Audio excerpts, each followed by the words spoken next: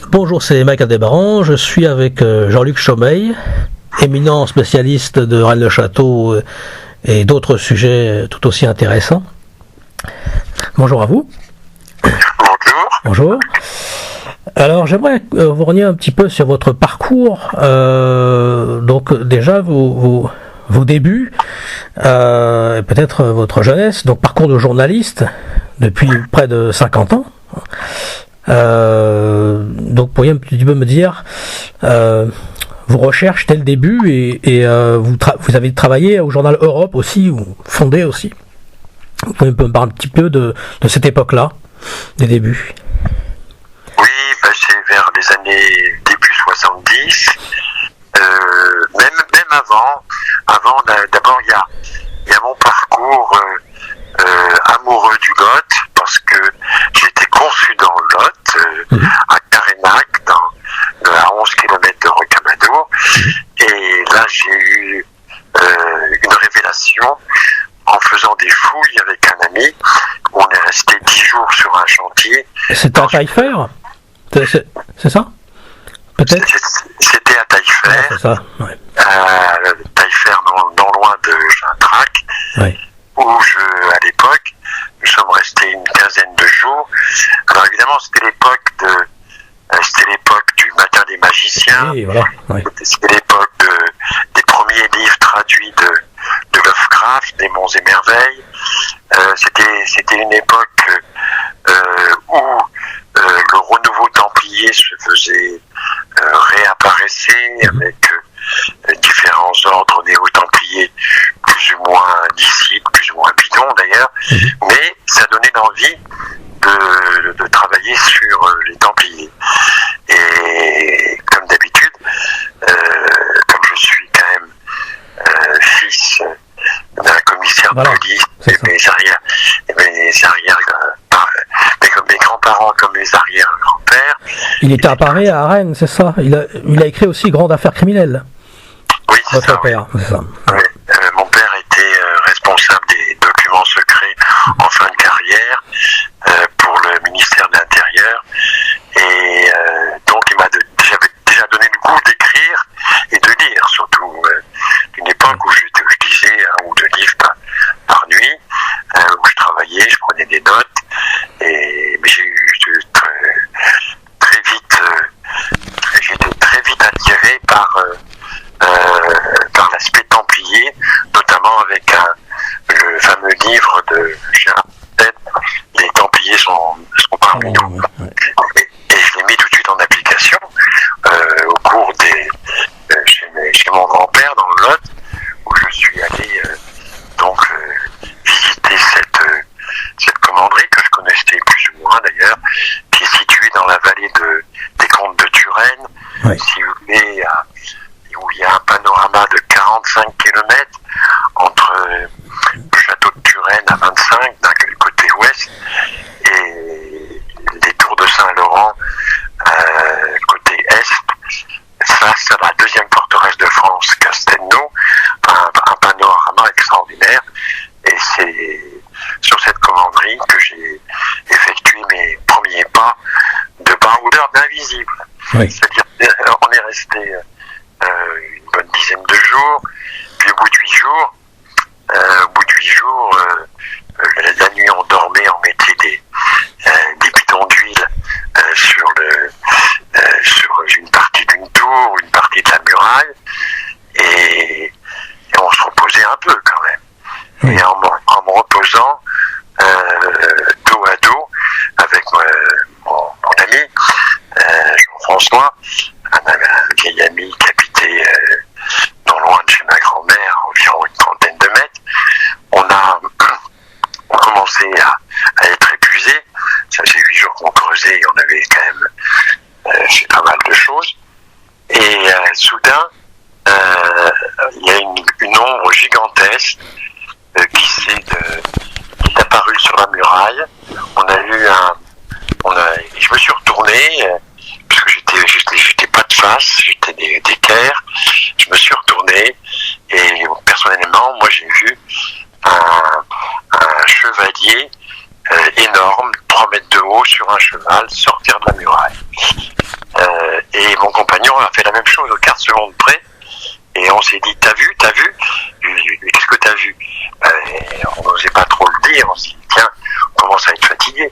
Et je lui dis, moi j'ai vu un Templier qui faisait 3 mètres de haut sur un cheval sortir de la muraille. Il m'a dit pareil. C'était une peinture de Dürer.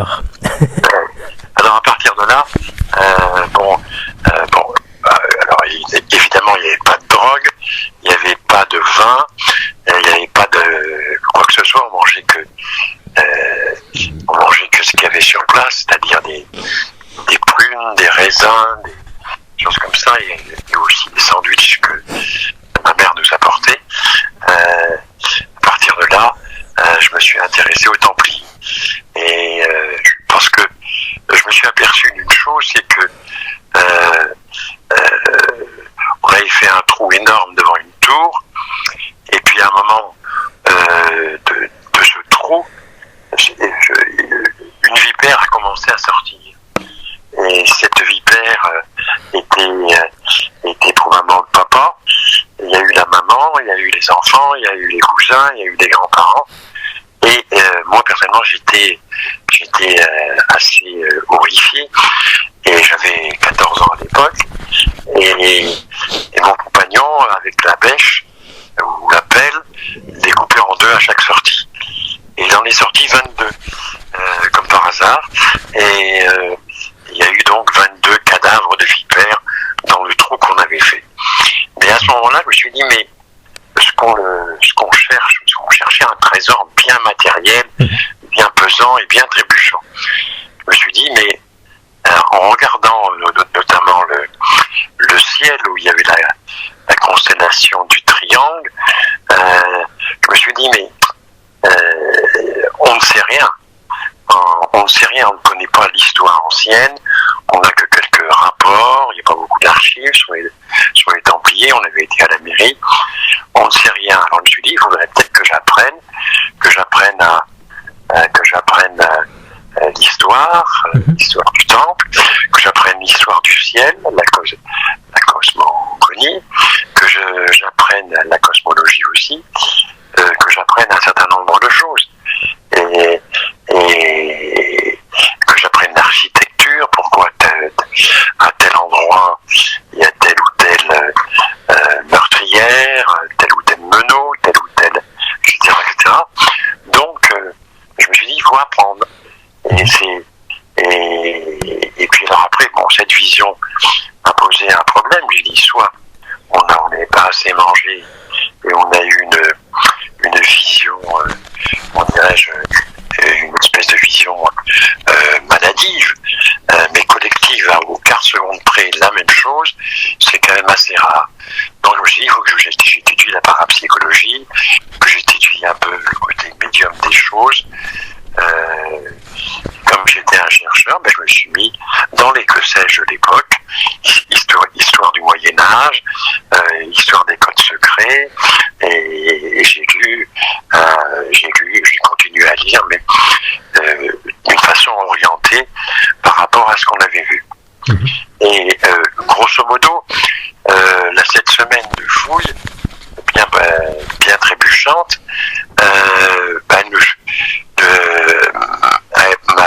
ça a été comme le point de départ d'une nouvelle semaine, et une nouvelle semaine initiatique. Pourquoi?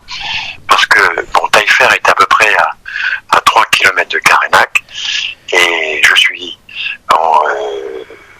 peu de temps après on redescendait, on avait compris qu'on ne trouverait pas de trésor matériel, mais qu'en revanche on avait trouvé quelque chose comme une espèce de porte dans le temps, et que on avait une vision, et qu'on avait donc une mission, c'était de savoir, de connaître.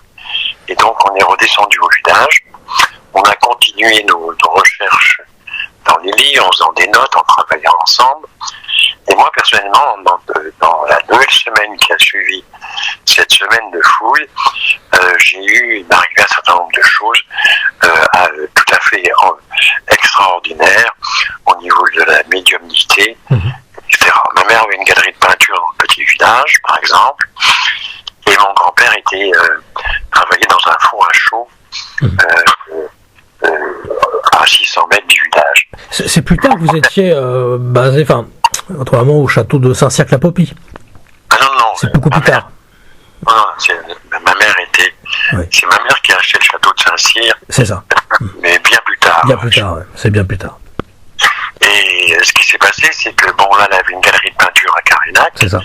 Et pas encore à Saint-Cyr. Et elle m'a dit, oh, il y a un client qui vient, qui est très intéressé par la peinture, mais moi je veux pas être là, donc tu gardes la galerie. Donc j'ai gardé la galerie, et puis à ce moment-là, j'étais un peu fébrile, parce que j'arrive devant la galerie, et qu'est-ce que je vois? Je vois mon grand-père. Et comme il était 13h30, j'ai dit, mais c'est pas possible, non, il est au travail. Et mon grand-père était très ponctuel, très minutieux, etc., etc. Et je suis allé le voir, et à ce moment-là, j'ai eu un flash. J'ai vu mon grand-père pendu. Et contrairement à ce que font les gens, quand ils ont une vision, ils n'osent pas la dire tout de suite.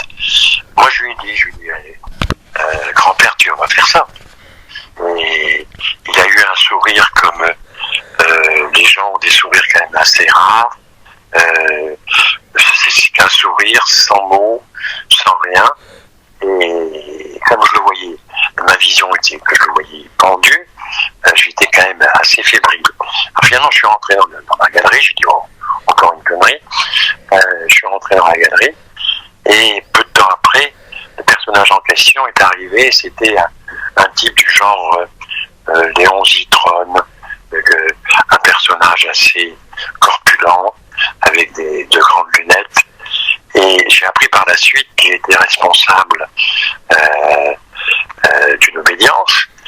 Et surtout, moi qui étais souvent quand même dans la galerie en remplacement, à l'époque c'était une exposition sur le cubisme d'Albert Glaise, le premier cubiste français. Je l'ai regardé faire. Alors il est rentré dans la première pièce et il regardait chaque tableau en long, en large, en travers, couleur par couleur, plan par plan. Il les absorbait. Petit à petit, il les vampirisait, il les mangeait. Alors à ce moment-là, j'ai commencé à me sentir, comment dirais-je, assez fébrile. Et je suis allé dans une autre pièce. J'ai fait une décontraction que j'avais lue de yoga pour me décontracter, mais ça fait qu'empirer, ça fait l'effet inverse. Et il passait de pièce en pièce, mais il restait, et devant chaque tableau, il restait au moins 2 ou 3 minutes, ce qui est énorme. C'est énorme, parce que ça, j'avais des sondages là-dessus. Les gens, ils passent, ils regardent, mais ils ne le voient pas. Hein. Vous savez que Bertolt Brecht disait, apprenez à voir au lieu de regarder. Et lui, il voyait dans chaque tableau, il en saisissait la quintessence. Il le traversait. Alors, quand j'ai vu ça, ça m'a rendu très, très nerveux, je sais pas pourquoi. Et à un moment, j'étais dans la grande pièce, alors c'est une pièce du Moyen-Âge, 16e siècle, et qui fait quand même quelque chose comme 60 mètres carrés au plafond, avec des grandes poules, de grandes cheminées,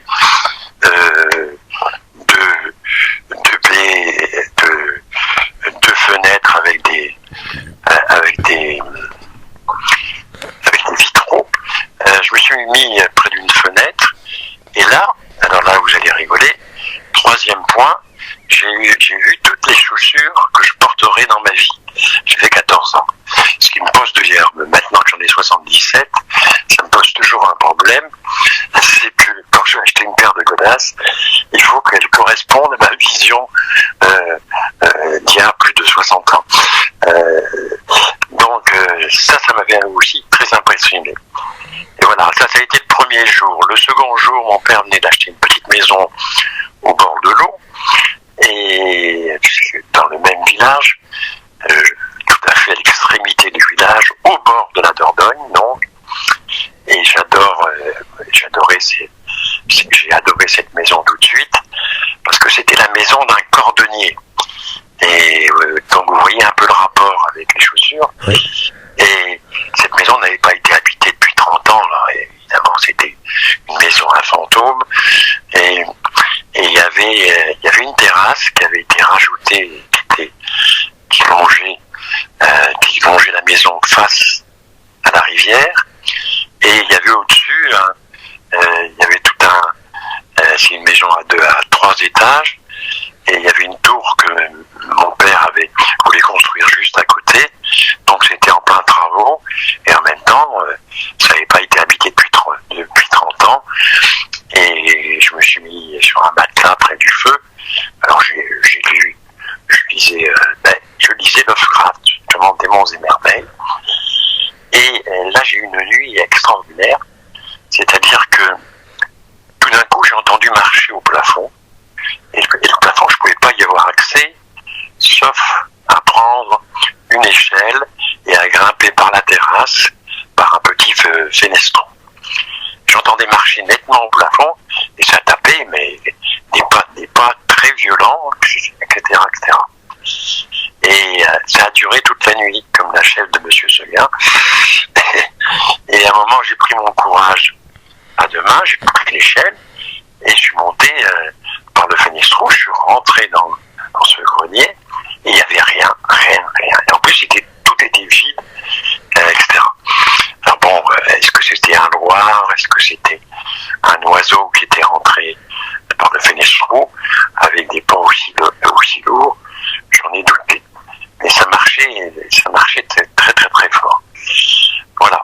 Et donc, il m'est arrivé pendant toute une semaine plusieurs incidents de ce type, qui à chaque fois, en conclusion, me ramenaient à cette question, bon, je prends acte, je note, pour voir ce qu'on dit de la science, ce qu'en dit un certain nombre de gens, etc. C'était une sorte d'initiation invisible, en fait. Voilà. Est-ce que par les serpents, ou les serpents peuvent être utilisés?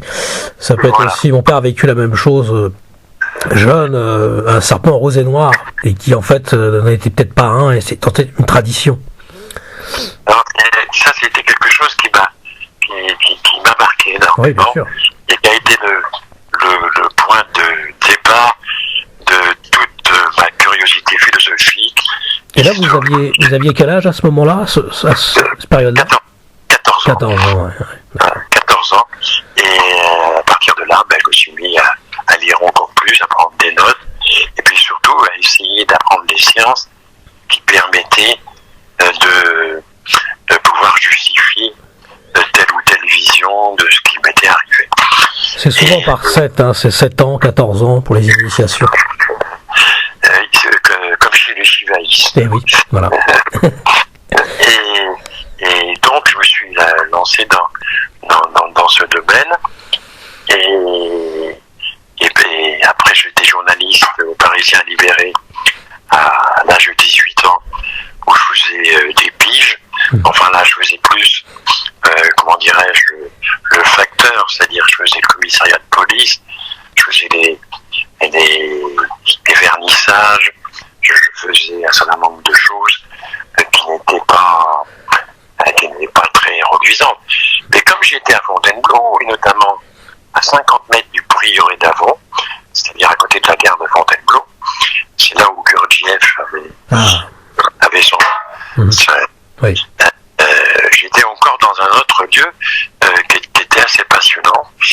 Et initiatique pour le coup aussi. Et donc je suis rentré, je travaillais au Parisien Libéré, page de Melun. Mais bon, ça n'a pas duré tellement longtemps parce que je fumais un cigare un jour et le cigare était plus gros que celui du rédacteur en chef de la page de Melun, et je me suis mis à la porte. Mais j'ai retrouvé du travail dans l'après-midi, entre parenthèses, comme secrétaire à la compagnie des eaux de Fontainebleau, où en fait j'étais manœuvre et secrétaire par -10, et quand il y avait une fuite d'eau, le chef disait on y va avec la pelle et la pioche, et sur l'asphalte faire un trou avec une pioche, c'est pas si facile que ça. Mais cela étant dit, où j'étais aussi étonné, c'est que le chef de la compagnie des eaux avait une équerre en fer et faisait de la radiesthésie pour trouver la fuite d'eau. Et au milieu de l'asphalte, il disait c'est là. Moi je le regardais étonné, on creusait et effectivement c'était là. Vous voyez que ça continuait un petit peu, il y avait toujours des signes, des intersignes dans ce parcours. Exactement. Et bon, après j'ai fait travailler un peu dans tous les journaux, et puis après j'ai connu Daniel Réjus, lui qui avait monté l'ère d'Aquarius, l'ère du Verseau donc, qui avait une revue qui était consacrée à toutes les sciences auxquelles je voulais avoir sur lesquelles je voulais m'approfondir. Il y avait une rubrique Templier, il y avait une rubrique Magie, une rubrique Alchimie, une rubrique extraterrestre, une rubrique Fantôme, etc., etc. Et là on faisait des reportages, on n'était pas payé grassement, c'était plutôt quand on revenait à 4h du matin de reportage, c'était on allait au Louvre manger des huîtres et des plats de mer, où on allait à Montmartre pareil. Ça on était bien nourris, et Réjus, Daniel Réjus, auteur de Pécherly d'ailleurs, était aussi, qui a connu votre grand-père aussi,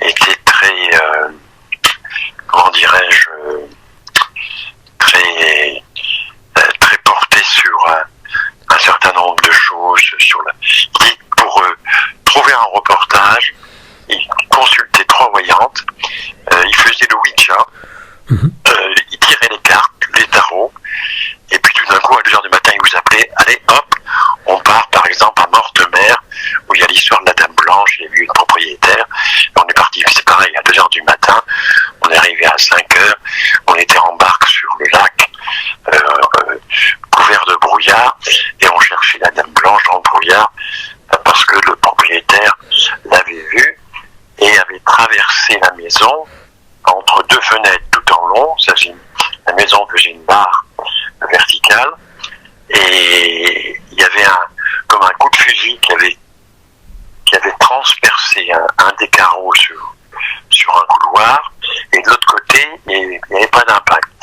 Et il avait vu la Dame Blanche. Alors il s'était posé des questions, et comme c'était un colonel, et il avait quand même le don de l'observation, et pour lui, l'impact n'était pas l'impact d'une balle, mais c'était plutôt l'impact de la Dame Blanche. Alors toutes ces petites choses, à Étretat aussi, j'ai travaillé à Étretat, je suis tombé directement sur le livre de Valère Categan, c'est-à-dire le grand-père de Vincent Lindon, Raymond Lindon, qui était avocat général à Paris, et ça je ne le savais pas à l'époque, et qui avait fait un petit fascicule aux éditions du Seuil, je crois, oui, c'est ça, sur l'histoire d'Arsène, l'histoire d'Étretat, mais avec un certain Napoléon Sieur, enfin, un autre décryptage qui était assez fantastique, et ça c'était une chose qui m'avait intéressé, d'autant plus qu'il y avait des peintres comme Monet, comme Manet, qui étaient passés par Étretat, et qui avaient peint les glycoses. Et par la suite, j'ai continué mon petit bonhomme de chemin jusqu'au jour où je crois que c'est un collègue de Daniel Réjus, qui m'a apporté un petit livre, édition de poche, sur le trésor de Rennes le Château. Alors j'ai lu ce truc, j'ai vu qu'un curé avait trouvé pour des milliards de centimes à l'époque un trésor.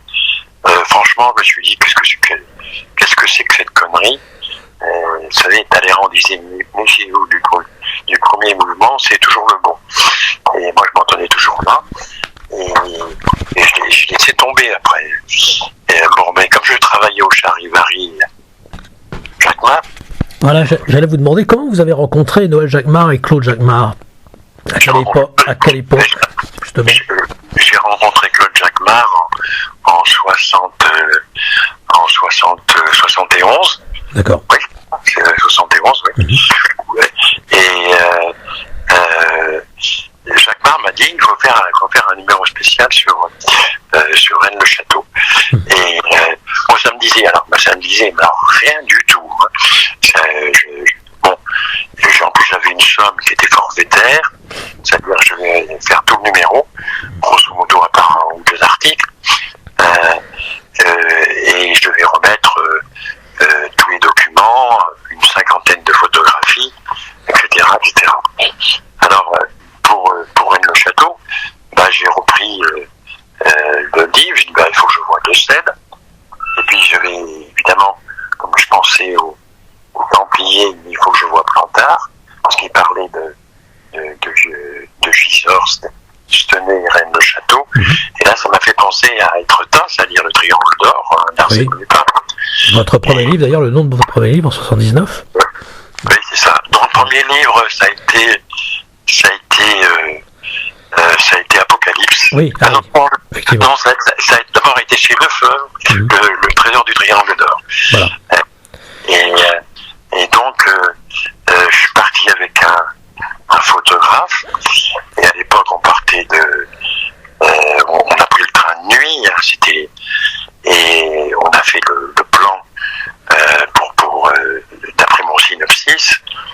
Et j'avais un magnétophone à bande, un Remco, et on est arrivé à Couisa au petit matin. Et ça, c'est en 1967, c'est ça? En 1968. Non, c'est comme Jacques Marc, c'est 68. C'est ça. Voilà, par là. Et on est arrivé là-bas, et il n'y avait personne à Couisa. Oui. C'était le grand désert à l'époque. Il n'y avait pas de taxi, la route n'était pas du tout la même. J'étais à pied. Et on trouvait personne.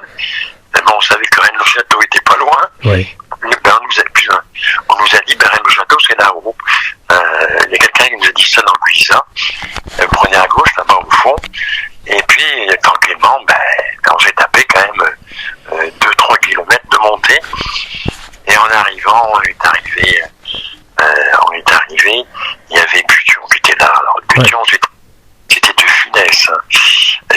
Avec plein de mimiques, et bonjour monsieur Schubert, bonjour, voilà, je dois faire un numéro spécial. D'abord, je leur ai dit, d'abord on a faim, oui. Et on doit savoir si vous aviez une chambre. Il m'a dit, oui, j'en ai une. Écoutez, vous allez coucher dans la Villa Béthanie, tout à fait en haut. Je lui ai dit, c'est parfait. Et alors on a mangé. C'était assez spartiate cette Villa Béthanie à l'époque, j'imagine. C'était très spartiate. Oui. Il y avait des tuyaux qui faisaient un bruit d'enfer en haut.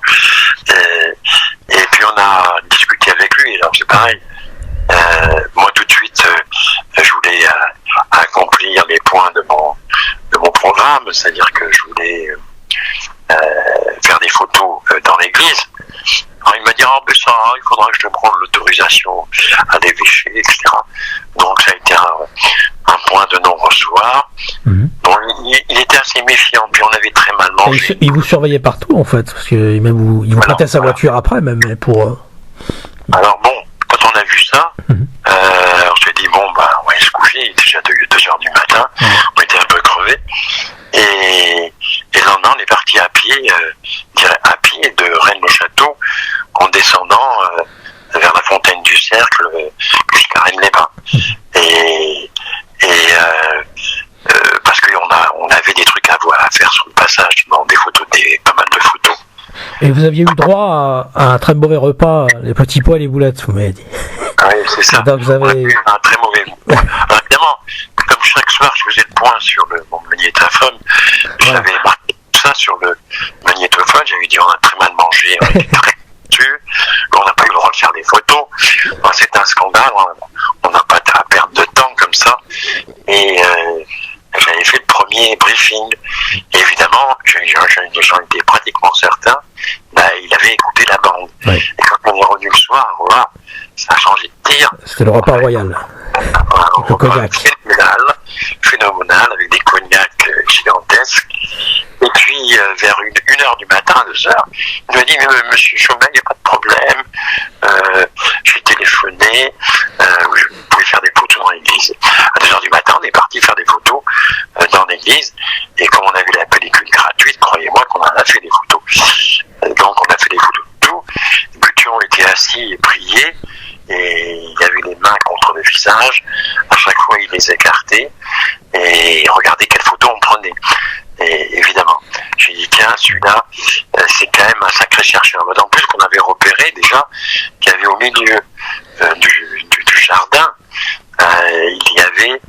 marteau-piqueur avec un trou gigantesque. Oui, oui.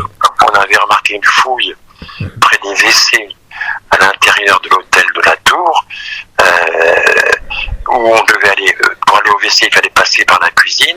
Parce que chez Luxion, il faisait des trous dans sa maison, quoi. Et dans la cuisine, il y avait 2 trous de 3 mètres qui passaient dans le sol. On marchait sur des planches pour aller au WC. Donc on s'est dit, celui-là, ça y va alors. Et il faisait des séances de spiritisme aussi à l'époque où Oui, vous l'avez vu, vous avez pu le voir ou... Il y avait Madame Bution-Mère qui avait mis une petite table au milieu de la Villa Béthanie, et elle officiait avec ses petites filles, interroger les astres, les revenants, et surtout la Bessonnière et Marie des Darnaud, la bonne du curé, pour savoir à quel endroit il fallait mettre le marteau-piqueur, bien entendu. Mais bon, ça étant dit, Bution ne parlait pas trop de trésors. Pour lui, c'était plutôt un lieu super sacré. Pour lui, c'était l'histoire du Messie. Le Messie était incarné par le prieuré de Sion. Oui. Et il était assez délirant, mais ça se tenait bien, et en plus c'était plein de poésie. C'est peut-être pour ça que plus tard vous aviez voulu appeler l'interview de Plantard, la première, le Messie, le valet de chambre, où il y avait un rapport. Oui, c'est ça. Bien sûr. Ouais. On y reviendra après. C'est-à-dire que bon, après ce que j'ai dit, après Deux Cèdes, après Plantard, je l'ai pas eu tout de suite. Oui, c'est beaucoup plus tard. C'est le. Plantard, je l'avais tout le temps au téléphone. Oui. Et je l'ai enregistré. D'ailleurs. Vous l'avez le 6 janvier 1971, le jour de l'Épiphanie. Oui, j'ai enregistré. J'ai enregistré toutes les. D'ailleurs, si je vais les retranscrire, il y aurait de quoi faire un volume. Donc j'ai gardé que évidemment les phrases de synthèse. Mais bon, Plantard changeait souvent d'avis. Ça, je l'ai remarqué notamment maintenant quand je relis mes notes de l'époque. J'ai remarqué qu'effectivement, à un moment, par exemple, pour lui, Jésus était noir. C'était une note de Plantard. Ce qui a bien changé, parce que Plantard a été manipulé par la suite. Bon, en Plantard, je suis allé un peu partout pour vérifier tout ce qu'il disait, et à chaque fois que je vérifiais, évidemment, tout était faux. Mais ils étaient tous morts aussi, ce dont tu parlais. En allant sur place, je me suis aperçu que les indications données par Gérard de Seine étaient fausses. Ouais. Parce que bon, une ville de 30 000 habitants sur un piton rocheux qui pourrait éventuellement, avec des constructions, des maisonnettes en bois, etc., tenir même pas 500 à 1000 personnes, 30 000 personnes, ça me paraît énorme. Et puis surtout, il y avait un point stratégique, l'eau. Alors, par exemple, la citerne de la Bessonnière, c'était qu'une citerne, c'était pas un puits. Même faire un puits, pour 30 000 personnes, c'est quasiment impossible, sans compter les chevaux. Or, un cheval, par jour, ça boit entre presque 20 litres d'eau, vous vous rendez compte. Donc, je me suis dit, il y a quelque chose qui ne va pas là.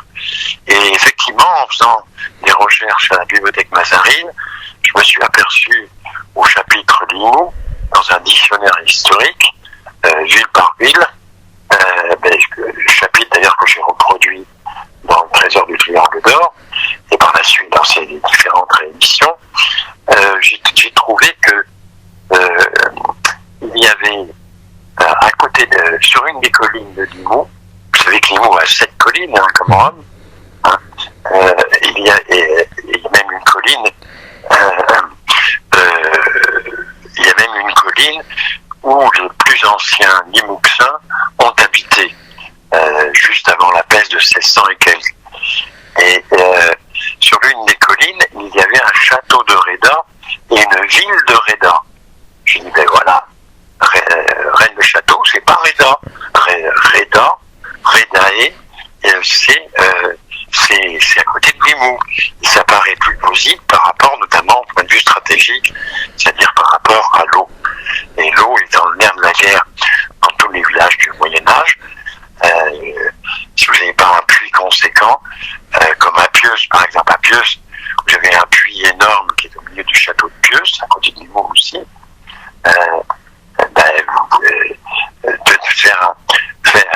être en état de siège, c'est impossible. C'est impossible par définition. Donc, ça a été la grande erreur monumentale dressée par Gérard de Sède. Donc, je me suis dit, mais qu'est-ce que ça veut dire tout ça? Et c'est à ce moment-là que j'ai commencé une contre-enquête générale qui m'a mené aux conclusions que cette affaire n'était qu'une affaire surréaliste parmi d'autres affaires comme Gisors, oui, comme Tenay, etc. etc.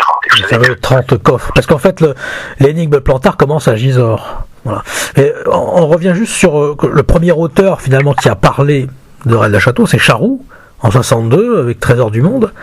Et ouais, alors Charroux, je suis allé le voir. Voilà, vous êtes allé le voir dans son grenier. Enfin, il vous a visité son grenier. Oui, ben Charroux, j'ai été le voir. Et interview aussi, après, pour Charivari.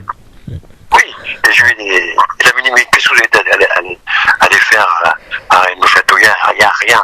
Je veux dire, on a tout fait. Ah oui, il a tout fait sauter là-bas. On a mis les bâtons de dynamite partout. C'est ça.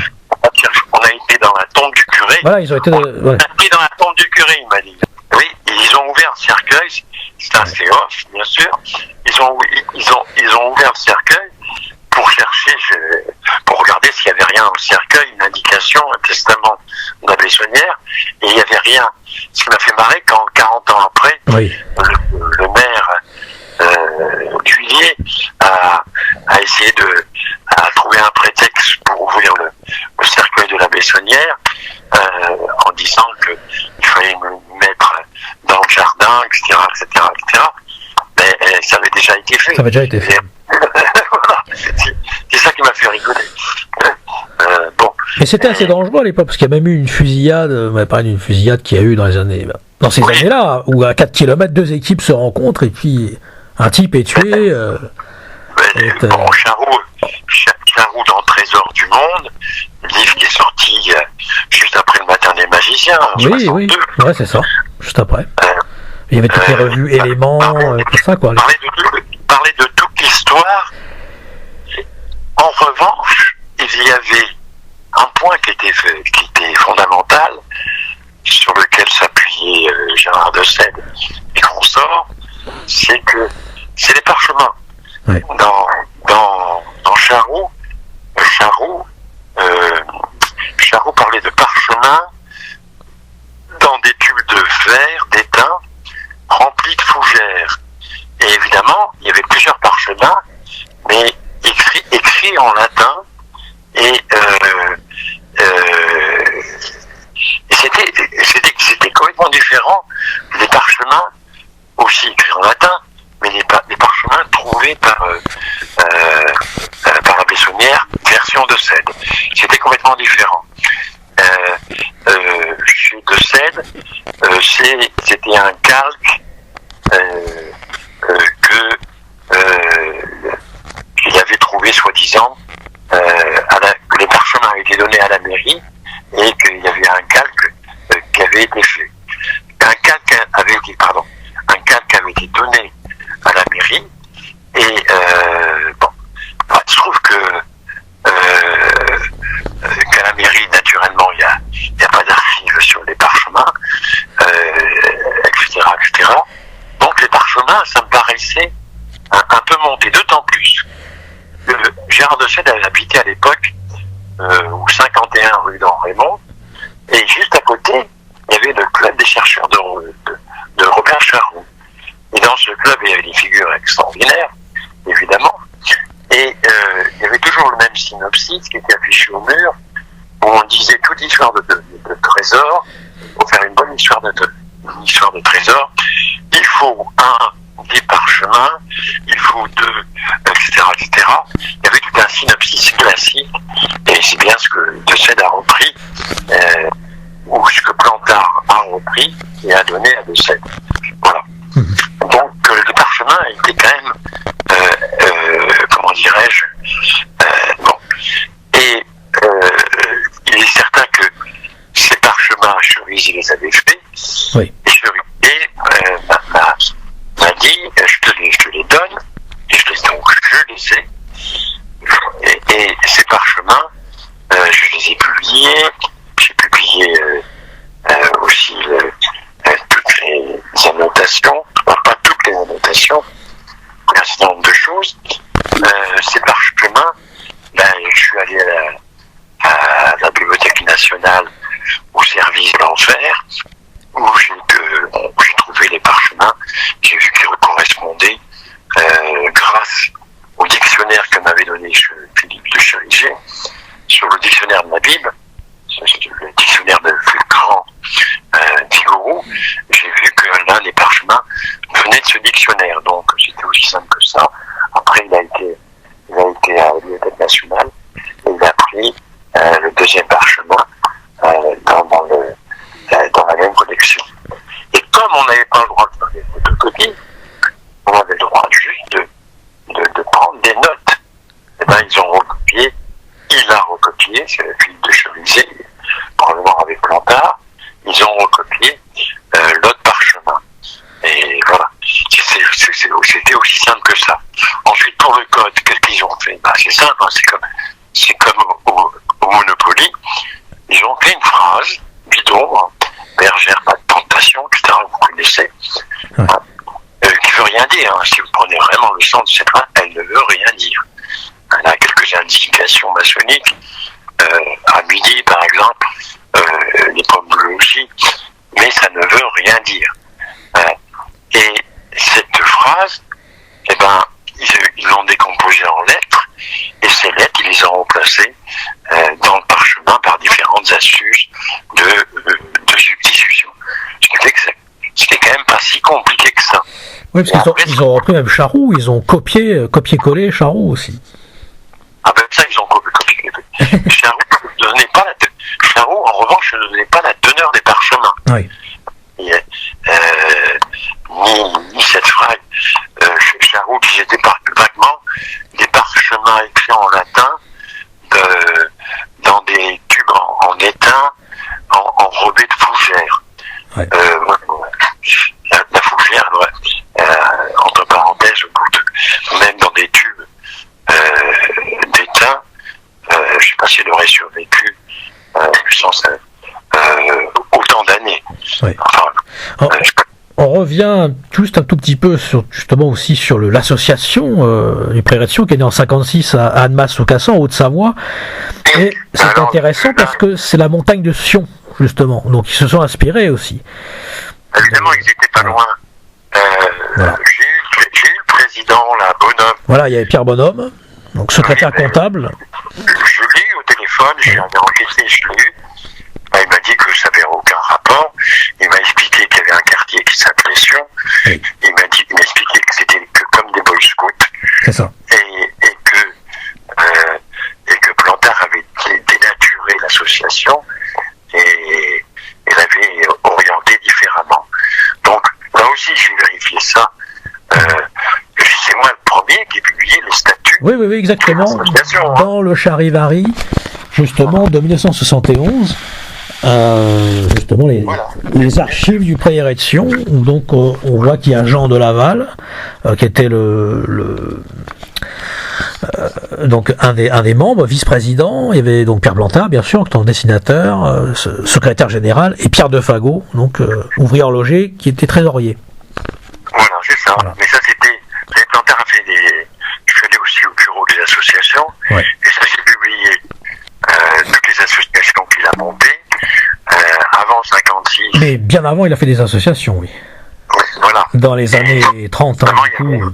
Il y avait Alpha Galate. Voilà, Alpha Galate, l'Union française, Rénovation nationale française en 41, l'Union française 37.